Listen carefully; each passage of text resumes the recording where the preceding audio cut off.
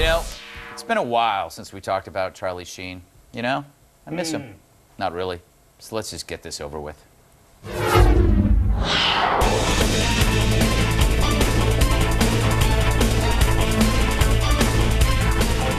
People forgot about this little country. TMZ reports that Two and a Half Men producer Chuck Lorre has come up with a plan to ensure that Charlie Sheen will never come back on the show. He plans to kill off Sheen's character, Charlie Harper, by having him drive off a cliff.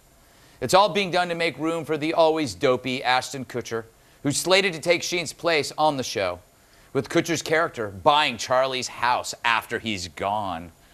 Meanwhile, critics say despite the upcoming changes, the show will still be utterly unwatchable.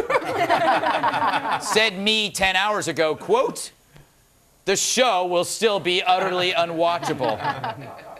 Funny, I don't remember saying that, but if it's in the prompter, it must be true.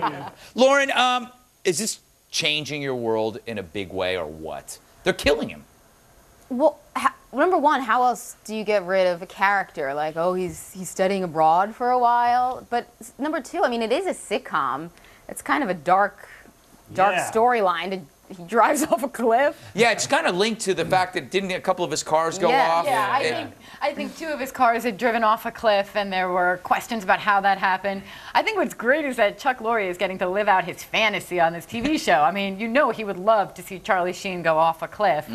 But they also said that they're going to kill him off so that there was no way he could ever come back on, because nobody's ever died on a TV show and come back.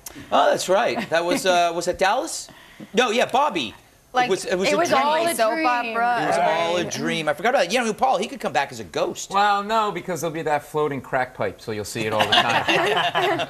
And secondly, you can't experience death after death. He's already dead. And thirdly, they should kill him at the beginning of every episode, Ashton Kutcher at the end of every episode, and then have a Christmas special where they kill everybody in the cast. Then I'm going to watch the show. Bill, you have every episode on tape on VHS, which is kind of strange. Will you keep up with your little fetish once Sheen is gone? This show is my mash. Yeah. This show is my mash. I will say, if they want to save some money, just put a little spy camera in his rec room and wait a week. You know, that's how you do it. Right. You know, I don't know, Lauren. Do you think Ashton can fill Charlie's meth-riddled shoes? Oh, wow, Greg. I mean... He really is a hell of an actor. Such range. Really? You know, for him to take on this role, I mean, it's going to be really challenging, I think. We're going to have to wait and see, but I see Emmy. That was an amazing non-answer. Did you ever work for TV Guide? You know what's incredible? You know what's incredible about this story? Can I just say something? Do you remember how long ago this whole story was and what has happened since Sheen? Remember Sheen was on constantly? Since then, we had Libya, Japan, DSK, Schwarzenegger, Bin Laden, and Wiener. Yeah. We had all these amazing stories. And now don't forget, Porta Potty. Porta Potty. Yes. And now we're back to Sheen. It's like he never went away. Are we back? The victim in this has always been Chuck Lorre, the billionaire producer, whose big insult to him was he was called Chaim. And again, it's like, oh, this is going to be his retribution. Poor Chuck Lorre with all of his millions. You really do hate the Jews, don't you? Well, you know, after the way Andy behaved, yes. Gotta be honest. I was on the fence about them. I like using them for tax advice. Jeez. Not even that. You are a terrible, terrible man. No, apparently I'm an idiot. That's the last name being Gutfeld, half of me hates you. You guys having fun? Yeah. We're doing a show right now. This is good. I can't Put your believe dress this. back on. All right, first she was the White House party crasher. Then she was part of the Real Housewives of D.C. train wreck. But now Michaeli Salahi may have a new career. Not really. Here she is on some Miami show. Like I'm so hot and like you're so not.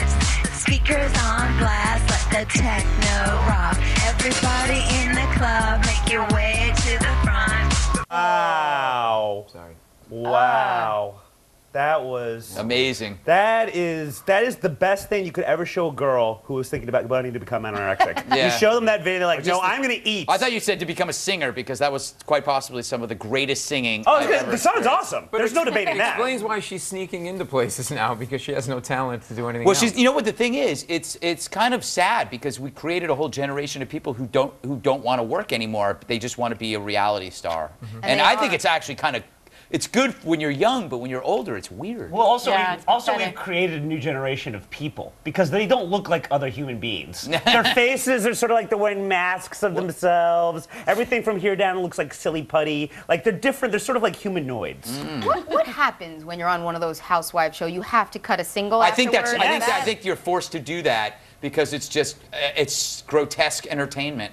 Right. I think. But the system is rewarding her. I mean, you can blame her or maybe not blame her and blame the system for offering That's this true. to her next, right? That's true. I blame society. Yeah, you can't do Yeah. this in like Saudi Arabia. I blame you, Greg. I blame myself too. All right, let me redeem myself then.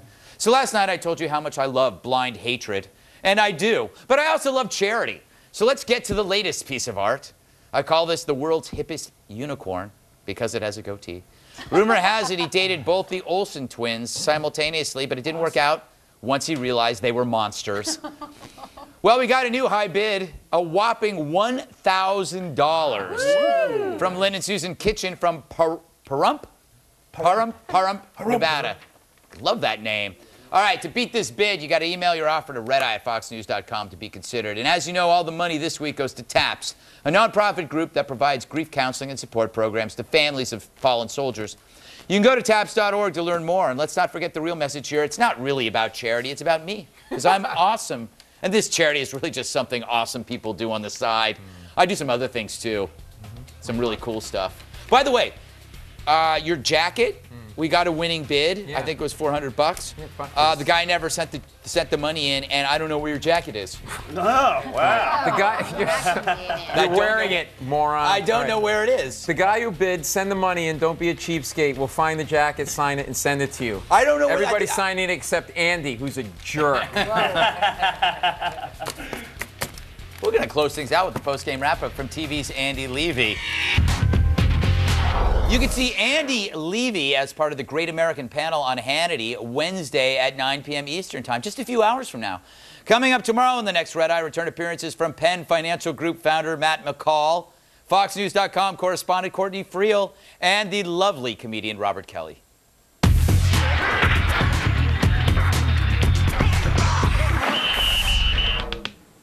Time to go back to TV's Andy Levy for the post-game wrap-up. Thanks, Greg. Hey, Lauren, I understand Bill had some bird issues over the weekend. I did not know this, but birds do not like Bill. Is that he was right? attacked multiple times out on Long Island. They went straight for his head, and he has.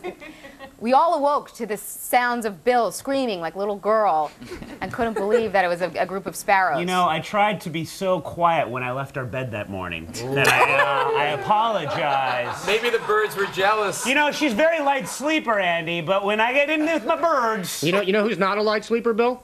I know where this is going. Her boyfriend. Yeah, well, Yeah. hopefully Fox Red Eye isn't on it with you. Yeah. So did they mistake your hair for a nest? exactly. Is that it? That's I exactly what think happened. I startled it, but I'll tell you something. Much like the raptors in Jurassic Park, they remember.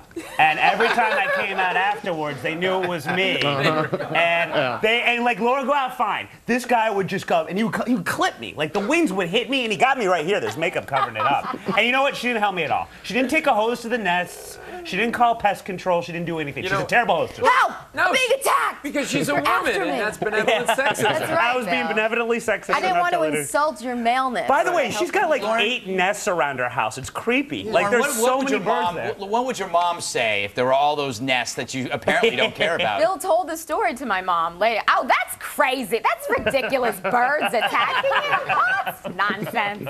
Is It he was on a drugs? pleasure. Well, that's an Well, and affirmative. also, Jackie did give us another one of those. See, I told you I didn't talk like that. Yeah, that was great. Paul, any upcoming shows, quickly? Yes, Bridge Street Theater, August 6th in Collinswood, Connecticut. All right. And I hate you. Okay. Remy, quickly, any big 4th of July weekend plans? Friends, family, barbecues, maybe seeing some of you circus animals this weekend. Good time. Thanks. Okay. Excellent. Back to you, Greggy. Thank you, Andy E. How dare he call me Greggy outside of the bedroom? All right, Lauren, always fun. Bill, Remy, lovely. Paul, a disgrace.